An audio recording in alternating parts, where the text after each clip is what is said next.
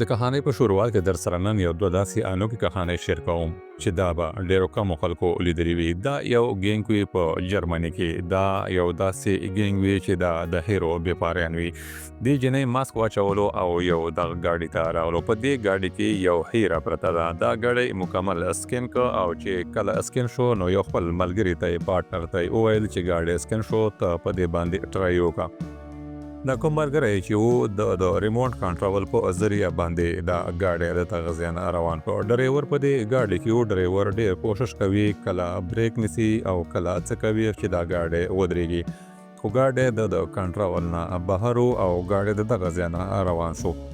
ګاډی چې کله مخکې لاړه نو دا ډریور په دې کې ډېر ګبراو دی او دا کوشش کوي چې دا ګاډی زه څه طریقه باندې راودروم. کله بریک نیسه او کله څه داسې ځای ګوري چې هغه ځای ته دا ګاډی ورولي.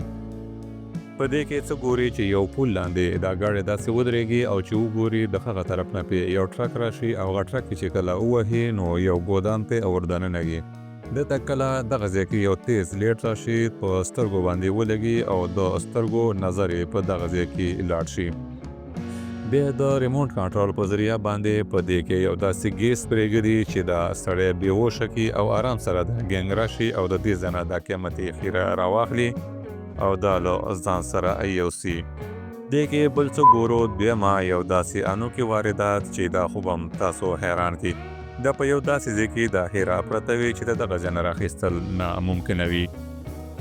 دا انسان د بره نه دا چت سوری کې اول د دې مکمل جانچ پړتال کوي. دا مکمل ټیم په دې باندې کار کوي. دا چې کله په چت باندې برابر وخیږي دغه ځای کې یو سوری وکړي او دغه ځای نه راګوري. په دې کې د بجلۍ او د کرنټ داسې تارونه هم لګېدلي وي چې هغې سره دا ولګي نو الارم بجاو شي او ټوله سکیورټي ته معلومات وشي.